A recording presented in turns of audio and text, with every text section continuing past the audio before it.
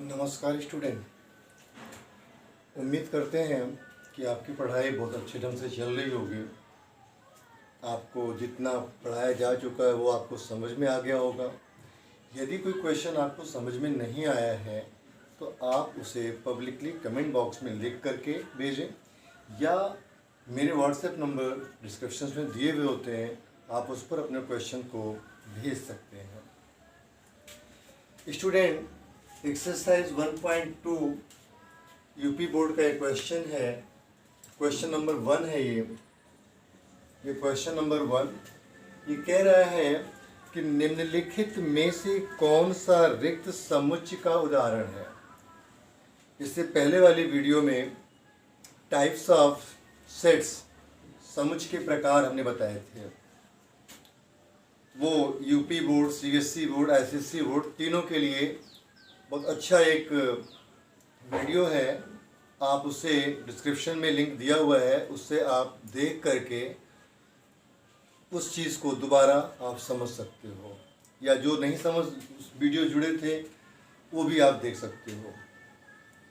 Question यहाँ पर कहा गया है कि 2 से भाज्य विषम प्राकृतिक संख्याओं का समुच्चय, ऐसा समुच्चय जो 2 से भाज्य हो लेकिन वो कैसा हो, विषम हो। आप सभी जानते हो कि जो संख्याएं 2 से भाज्य होती हैं वो सम संख्या कहलाती हैं। यहाँ पर क्वेश्चन में विषम संख्या दिया हुआ है, तो यहाँ पर आप लिखेंगे 2 से भाज्य कोई भी 2 से भाज्य कोई भी विषम संख्या नहीं है।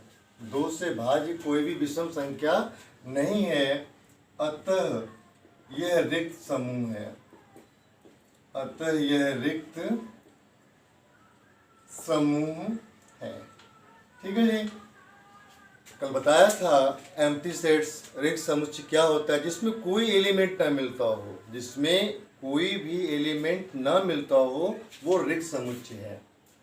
अगला क्वेश्चन है सम अभाज्य संख्याओं का समुच्चय।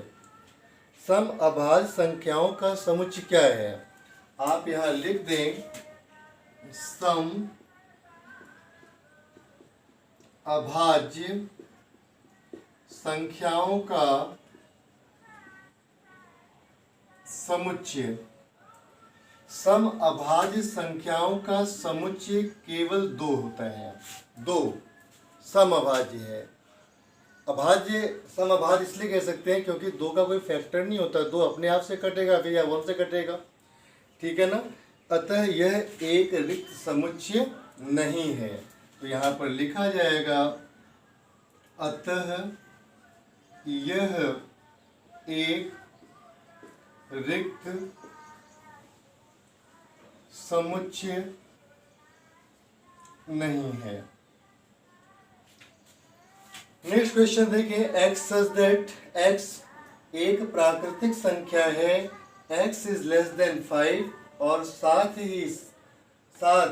x is greater than 7। ये कह रहा है कि x 5 से कम है, x 5 से कम है लेकिन 7 से बड़ा है। ठीक है ना। तो भाई x यहाँ पर आप लिख दें x लेस देन 5, ये दिया हुआ है, और x is greater than 7। x less than 5, x is greater than 7 कोई प्राकृतिक संख्या नहीं है। यहाँ पर आप लिख देंगे कोई प्राकृत संख्या नहीं है। जब कोई प्राकृतिक संख्या नहीं है तो लिखा जाएगा यह एक रिक्त समुच्चय है। यह एक रिक्त समुच्चय है।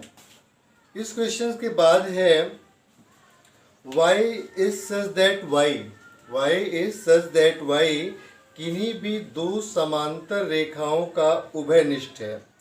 ठीक है। कोई भी समांतर रेखाओं का उभयनिष्ठ है, तो यहाँ पर आप जानते हैं कि समांतर रेखाएं ये होती हैं जिनके बीच में हर जगह पे डिस्टेंस समान होती है। ऐसी दो रेखाएं जो रन करती हैं वो समांतर रेखा कहलाती हैं, जिन्हें आप पैरेलल लाइन कहते हो। तो यहाँ पर आप लिखोगे समांतर रेखाएं कहीं भी नहीं मिलती, तो आप यहाँ लिख दें समांतर रेखाएं कहीं भी नहीं मिलती।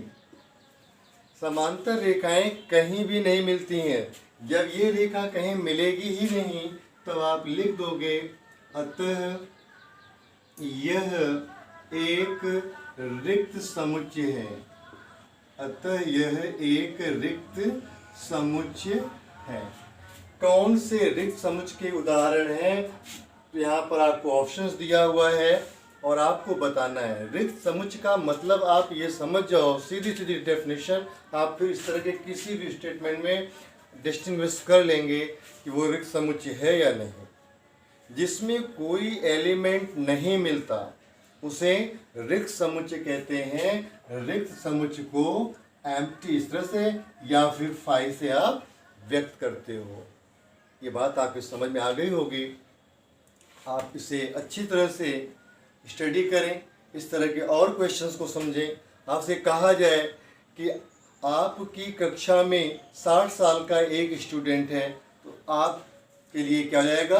रिक्त समुच्चय जाएगा, क्योंकि क्लास में 60 इयर्स का कोई स्टूडेंट नहीं होता है। ठीक है, इस क्वेश्चंस को बहुत अच्छी तरह से आप स्टडी करें, मन लगाकर स्टडी करें, स्वस्थ रहें और अपना ध्यान रखें। और एक बात और, अपने दोस्तों को अधिक से अधिक शेयर करें। Thanks to watch.